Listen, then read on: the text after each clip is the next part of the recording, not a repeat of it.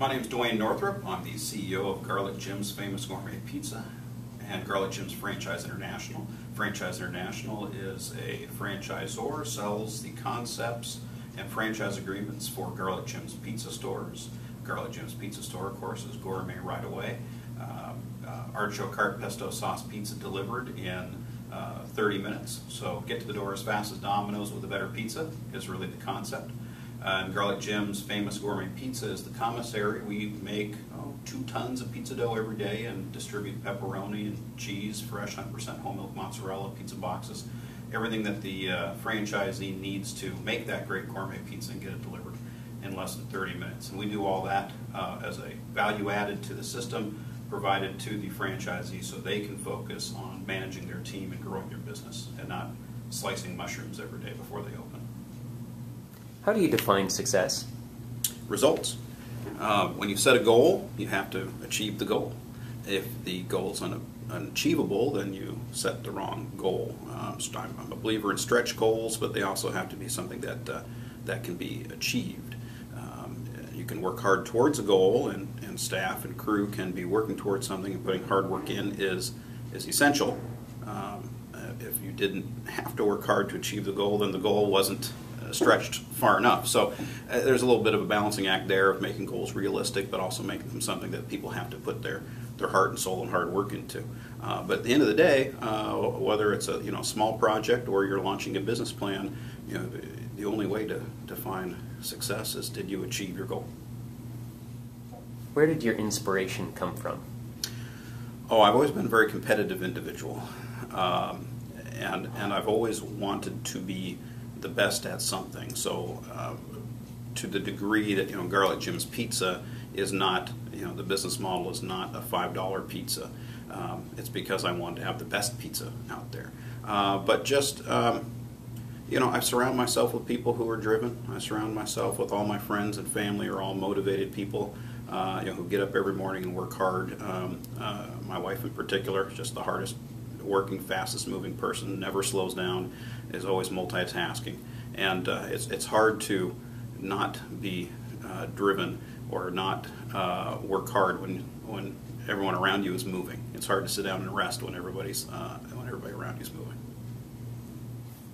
How did you move from idea to something actually succeeding in the market? Bold action. We had to take action. We developed a business plan, put goals together to achieve the ultimate goal and the ultimate success. But at some point you have to move from putting something together on paper to actually doing it. And a lot of people, convince themselves not to do something, and that's smart. You need to be careful. A lot of entrepreneurs jump into something without really fully understanding what they're doing and all the pitfalls and everything that needs to be done and thinking things through. But at the same time, you can business plan or focus group yourself right out of a good idea. And at some point, you just have to take the leap. It's a risk and reward, and if you don't take the risk, you don't get the reward. And so you just have to do it. How did you organize your team? That's an ever-changing situation there. At first, and with most entrepreneurial exercises, it starts with one person usually, and so one person is wearing every hat, and you start shedding those hats as you go, and it may or may not go completely according to plan. You may plan on shedding the bookkeeper hat first, but then find out what you really need is operations help or marketing help, and so you stay the bookkeeper and hire a marketing guy. So it evolves as your business evolves. But as we moved from what I call an entrepreneurial exercise to a quote unquote real business, the structure of the company got more standard as you would teach it in business school, as a top-down tree of board of directors, CEO, CFO, different executive VPs or VPs of different departments, and departments broken out that are responsible for their plan and their budget and their staffing and so forth. If you could have, what would you have done differently? That's a tough one. The launch of the company and the beginning of the entrepreneurial exercise was actually done quite well. I think we planned it well. We had a good concept. We executed on that plan well. We had a great team. I'm very proud of what we did in the first few years. If I had a crystal ball or could go back in time, what I would do different is position the company different for the coming recession, which of course there were signs of it, but you know, in our case we were full speed ahead, and we actually zigged when we should have zagged, and we pushed on national expansion right when we really should have been digging in and focusing our resources on the existing markets we had to kind of get entrenched and ready for the recession, and we didn't do that. And so it's been difficult the last several years, but getting, you know, we weathered the storm, getting better and ready to start growing again in a more in a more conservative way that matches the times. So I guess to directly answer your question, what would we have done differently? I would have seen the future if I could have. What makes a great entrepreneur? Passion.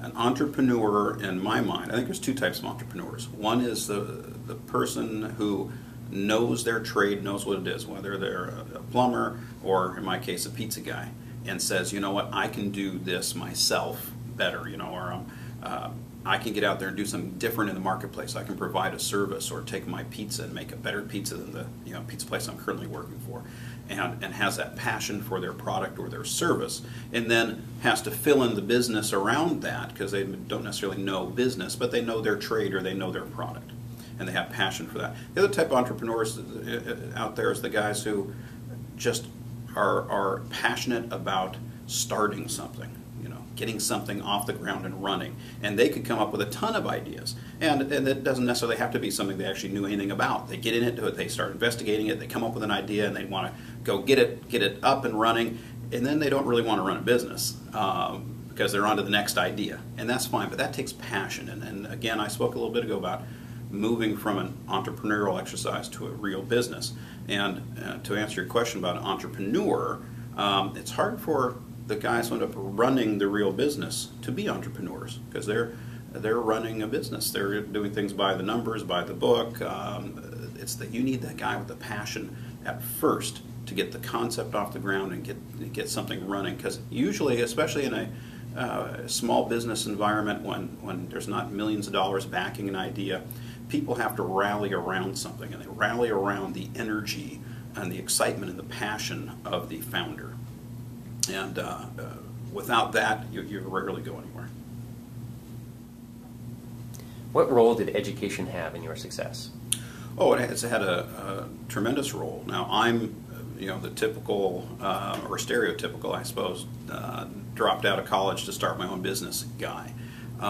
So a master's degree didn't necessarily set me up for where I am. But having said that, I wouldn't be where I am without a full staff full of people with MBAs and even just 4-year degrees, bachelor degrees, mostly in business. The staff here has almost everybody here has a bachelor's degree in business. Obviously, our accountant is an accountant, our CFO has a master's degree, and so forth. So again, moving from that, staying on that theme of how do you move and when do you move from an entrepreneurial exercise to a real business, that move wouldn't have been possible without people with educations, because you need that. Again, you can rally around somebody as the leader of an entrepreneurial exercise as long as that passion is there and as long as you stay at that level. But if you want to move further, you need somebody with the skills that are taught at university. What is the most important question we did not ask you and your answer? Are you ready? And that's a question I ask franchisees or prospective franchisees before they sign on. And what I mean by that is, again, a small business or entrepreneurial business, and in my case, a pizza parlor, if I'm selling a franchise, a pizza shop, it's a lot of work. And everybody hears, what I'd call the sexy side of being your own boss, of running your own business. And there's a lot of perks to being the man.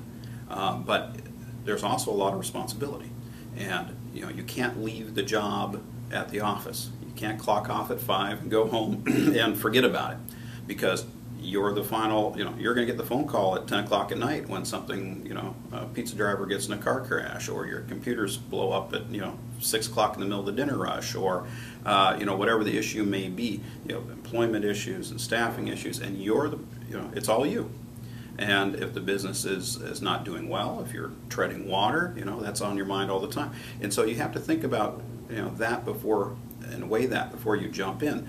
Are you prepared for what in some cases ends up being, the lowest paid job you've ever had?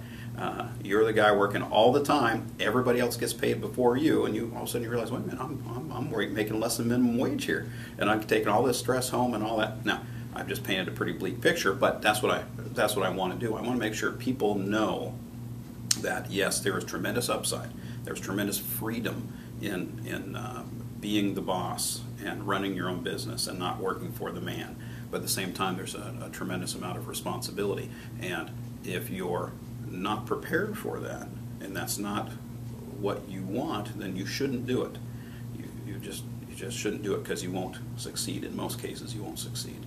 You have to have that passion, and that passion, if you have the passion that I spoke about earlier, then you are ready, because as long as that passion is burning, it's burning in you all the time. So it's burning in you at 10 o'clock at night when the phone rings, and that's fine. Matter of fact, you might have called the shop yourself to see where you stopped by there at 10 o'clock at night to see what was going on, and so they didn't have to call you, because you have that passion burning in you all the time.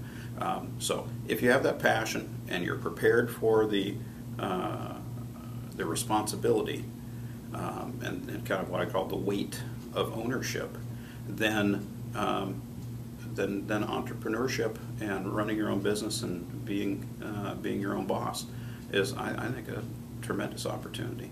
And one of the things that is just great about the free market, and about America, and about you can come up from nothing. And I like to use, we have a couple of franchisees here that were plumbers, and it was interesting because I like to use that analogy to some degree, because you can earn a trade, and let's say your dad was a plumber, okay, and in Europe you become his apprentice and you become a plumber. Nothing wrong being a plumber, but you know what? You can start your own business. You start your own plumbing business. You can grow it. You can employ people, and you can be bigger than that. In this case, you could switch roles altogether and go from being a plumber to being a pizza guy and owning your own pizza business. And that's a great thing that is somewhat unique to the American experience, and I think is something that we need to hold on to.